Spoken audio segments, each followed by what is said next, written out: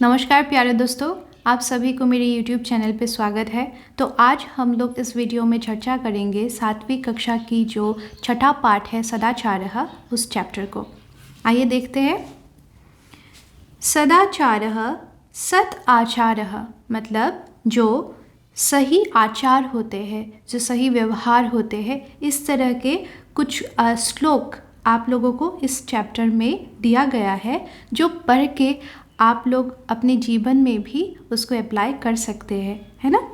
तो देखिए किस तरह के श्लोक दिए गए हैं यहाँ पे। जो पहला श्लोक है ये है, आलस्यं ही मनुष्याणां शरीरस्थो महान् रिपुः नास्ति उद्यम समो बन्धुः कृत्वा यं न अवसीदति। इसका अर्थ है कि ये जो आलस्यं जो शब्द है, आलस्य मतलब आलसीपन, लेजीनेस जो है, वो ही निश्चय ही मनुष्याणाम मतलब मनुष्य के शरीरस्थः तो शरीर में स्थित महान रिपुः सबसे बड़ा शत्रु है। रिपु का मतलब होता है शत्रु।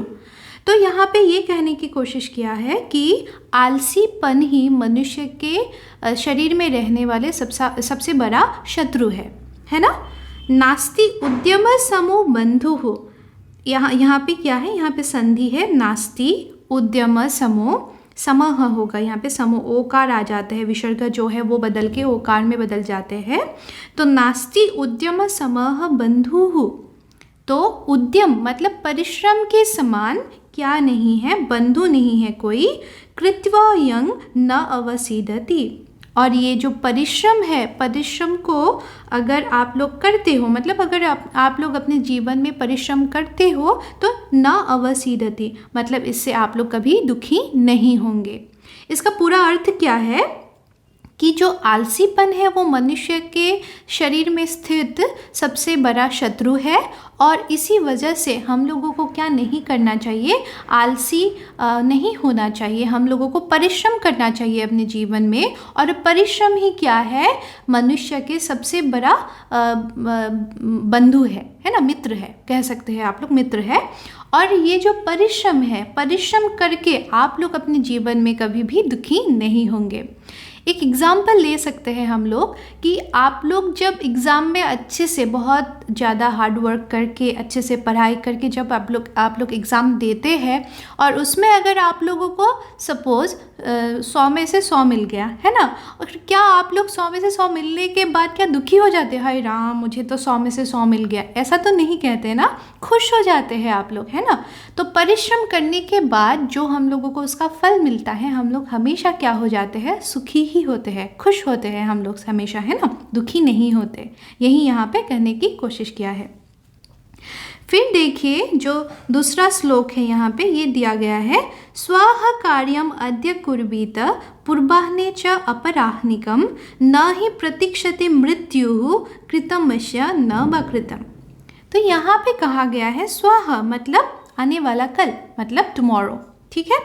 स्वाह कार्यम अद्य कुर्वीत मतलब कल जो करने के लिए आपने रखा था काम, उसको क्या कीजिए, वो आज ही कीजिए, ठीक है, आज ही कीजिए। अद्य कुर्वीत पूर्वाह्ने च अपराह्निकम, पूर्वाह्ने च अपराह्निकम, अपराह्निकम का मतलब होता है कि जो दोपहर के बाद के जो समय होता है उसको क्या कहते हैं हम लोग, अपराह्निकम कहते हैं, ठीक है। और पूर्वाह्न क्या होते हैं, जो दोपहर के जो पहले का समय होता है वो, ठीक है।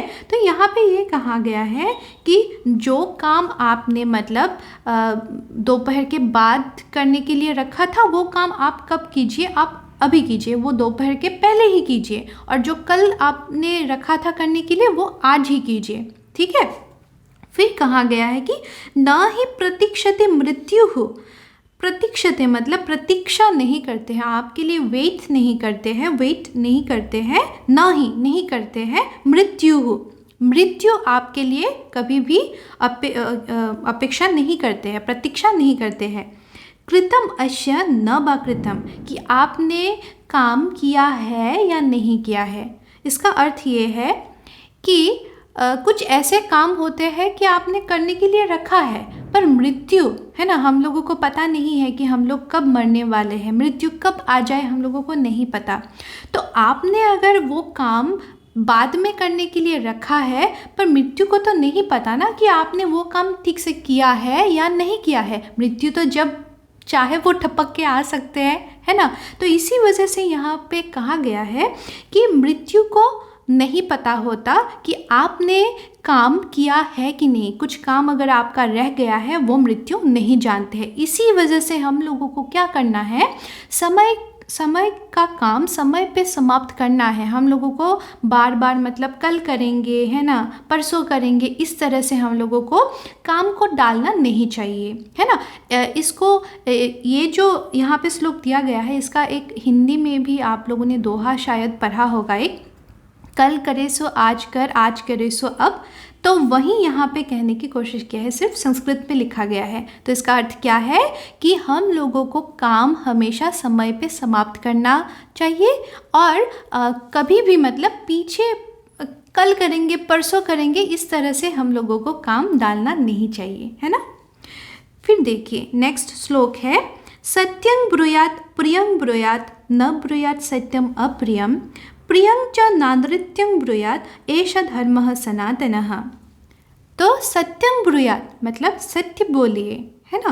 प्रियं ब्रूयात् प्रिय बोलिए, न ब्रूयात् सत्यम अप्रियम, पर जो सत्य है और क्या है, अप्रिय है, मतलब सुनने में अच्छा ना लगे, इस तरह के जो बातें हैं वो न ब्रूयात्, मत बोलिए। ब्रूयात् मतलब क्या होता है, बोलना, ठीक है। न ब्रूयात् मतलब मत बोलिए इस तरह के सच जो सुनने में अच्छा ना लगे।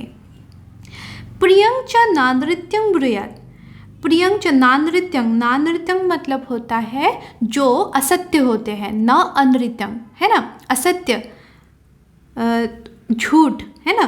तो इस तरह के कुछ ऐसे बातें होते हैं जो प्रिय होते हैं, सुनने में अच्छा लगता है, पर वो सच नहीं होता है। तो इस तरह की बातें भी न ब्रूयात्, मत बोलिए। एषा धर्मः सनातनः, और ये ही क्या है, यही क्या है, सनातन धर्म है। सनातन धर्म क्या है, जो चली आ रही है सालों से, है ना, जो वर्षों से चली आ रही है ना, इस तरह के धर्म, वो क्या है, सनातन धर्म है, ठीक है। यहाँ पे ये कहने की कोशिश किया है कि सत्यं ब्रूयात्, हमेशा क्या करें आप, सच बोले, और क्या करें, प्रियं ब्रूयात्, और अच्छी अच्छी बातें बोले, है ना। और ऐसा नहीं है कि जो सत्य है पर अप्रिय, है ना, मतलब इस तरह के कुछ सत्य वचन होते हैं, कुछ सच बातें होते हैं जो सुनने में हम लोगों को बहुत कड़वा लगता है, वो अच्छी नहीं होते हैं, सुनने में अच्छे नहीं होते हैं। तो इस तरह के बातें भी कभी भी आप लोग किसी के सामने ऐसे बातें मत बोले। और कुछ इस तरह की भी बातें होती है कि सुनने में बहुत अच्छा लगता है, जैसे किसी को, है ना, हम लोग झूठ मूठ का प्रेज़ कर देते हैं, आप बहुत अच्छी लग रही हो, पर अच्छे नहीं लगते हैं वो लोग, है ना। तो इस तरह के झूठ भी मत बोला कीजिए, है ना। तो यहीं पे ये कहने की कोशिश किया है कि जो सुनने में अच्छा लगे पर वो क्या है, वो झूठ होते हैं, इस तरह की बातें भी मत बोलिए। और यही क्या है, यही सनातन धर्म है, ठीक है। तो फिर देखिए नेक्स्ट श्लोक यहाँ पे दिया गया है, सर्वदा व्यवहारे स्यात्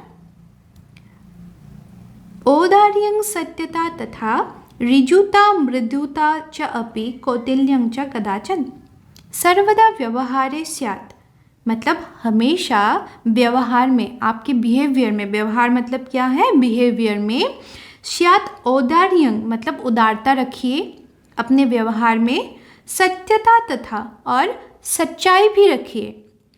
आप जो बात बोलेंगे किसी को या फिर आपके जो बिहेवियर होंगे उस पे हमेशा क्या रखें, उदारता और सत्यता मतलब सच्चाई रखें, है ना। आपको मतलब लोग आपकी उदारता और सच्चाई से पहचाने, है ना। ऋजुता मृदुता च अपि, और क्या रखें, ऋजुता, ऋजुता मतलब सरलता, ठीक है, सरलता भी रखिए, और मृदुता, कोमलता भी रखिए आपके व्यवहार में।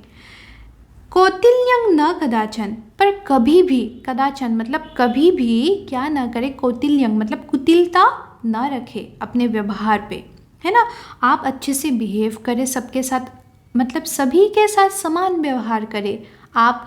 आपका जो वाणी होगी, जो वचन होगा, जो आपके जो बोलने का जो ढंग होगा, वो आप अच्छा बनाइए, है ना। व्यवहार आप सबसे अच्छा सभी से अच्छा कीजिए, पर कभी भी उनमें कुटिलता न रखें। यही यहाँ पे कहने की कोशिश किया है। फिर चलते हैं नेक्स्ट श्लोक जो है वहाँ, श्रेष्ठं जनं गुरुं च अपि मातरं पितरं तथा मनसा कर्मणा वाचा सेवेत सततं सदा। श्रेष्ठं जनं, श्रेष्ठ जन मतलब यहाँ पे कहने की कोशिश किया है जो अच्छे लोग होते हैं, जो साधु जन होते हैं, तो उन लोगों के बारे में कहा है यहाँ पे, और श्रेष्ठ जन, ठीक है। फिर कहा है गुरु, जो गुरु है आपके, जो टीचर है, आपको जो पढ़ाते हैं, है ना, जिनको आप गुरु मानते हैं। हो सकते हैं कोई आपको स्कूल में ना पढ़ाए, पर ऐसे बहुत सारे गुरु हैं आपके। डांस के टीचर हो सकते हैं, है ना, आपको गाना सिखाने वाले जो टीचर है वो भी हो सकते हैं, या फिर जीवन में बहुत अच्छे अच्छे बातें कहने वाले टीचर भी हो सकते हैं। तो उनको क्या करें, उनको, और चापी चा अपी, और किनको, मातरंग पीतरंग तथा, और माता पिता को, है ना, किनको किनको, माता पिता, गुरु, और मतलब जो साधुजन होते हैं, जो अच्छे लोग होते हैं, उनका क्या करें, मनसा, मन से, मनसा मतलब मन से, कर्मणा अपने कर्म से, वाचा मतलब अपनी वाणी से, अपने वचन से, अपने बातों से, सेवे सेवा करे, सततं सदा हमेशा, सततं मतलब निरंतर, कंटिन्यूसली, है ना, सदा मतलब हमेशा। हमेशा आप क्या करें, जो अच्छे लोग हैं, जो आपके गुरु है, जो माता है, पिता है, उन लोगों का क्या करें आप, मन से, कर्म से, और अपने बोली से भी क्या करें, उनको, उनकी सेवा करें, है ना। यही यहाँ पे कहा है। फिर देखिए, फिर है मित्रेण कलहं कृत्वा न कदापि सुखी जनः इति ज्ञात्वा प्रयासेन तदैव परिवर्जयेत्। तो इसका अर्थ क्या है, इसका अर्थ ये है कि मित्रेण कलहं कृत्वा, मित्रेण मतलब अपने मित्र से, कलहं कृत्वा, कलह मतलब झगड़ा, झगड़ा कृत्वा मतलब करके, अपने मित्र से झगड़ा करके, न कदापि सुखी जनः, जो लोग होते हैं वो कभी भी सुखी नहीं रहते हैं, है ना। इति ज्ञात्वा, ये जान के, इति ज्ञात्वा, ज्ञात्वा मतलब जान के, प्रयासेन मतलब थोड़ा सा परिश्रम करके, थोड़ा सा ट्राई करके, प्रयास मतलब ट्राई करना, है ना, थोड़ा सा ट्राई करके आप क्या करें, तदेव उसको परिवर्जन, उसको वर्जन कीजिए, उसको त्याग कीजिए अपने जीवन से। किसको, कलह, झगड़े को, है ना। यहाँ पे ये कहा गया है कि अपने मित्र से झगड़ा करके कोई भी सुखी नहीं रहते हैं। तो इसी वजह से क्या है, थोड़ा सा परिश्रम कीजिए, और झगड़ा होने वाले जो चीज़ें होते हैं, है ना, जो बातें होते हैं, ऐसी बातें मत कीजिए और झगड़ा मत करिए, तब क्या होंगे, आप सुखी रहेंगे, है ना। जैसे आपके जो बेस्ट फ्रेंड है, तो वो, उन लोगों को तो आप बहुत प्यार करते हैं, है ना, और पर कभी कभी अगर ऐसे झगड़ा हो जाते हैं तो आप भी दुखी होते हैं, और आपके जो बेस्ट फ्रेंड होते हैं वो भी दुखी हो जाते हैं। पर अगर आप लोग झगड़ा करेंगे ही नहीं तो दोनों खुश रहेंगे, झगड़ा होगा नहीं तो आप लोग दुखी कैसे होंगे, है ना। तो वही बात यहाँ पे कहने की कोशिश किया है ना। आशा करती हूँ आप लोगों को समझ में आया होगा। और आज का जो पाठ है, ये पाठ सदाचारः, ये पाठ यहीं पे समाप्त होता है। और अगर आप लोगों को समझ में आया है तो लाइक कर दीजिएगा, शेयर कर दीजिएगा, और मेरी इस चैनल को सब्सक्राइब भी कर दीजिएगा। धन्यवाद।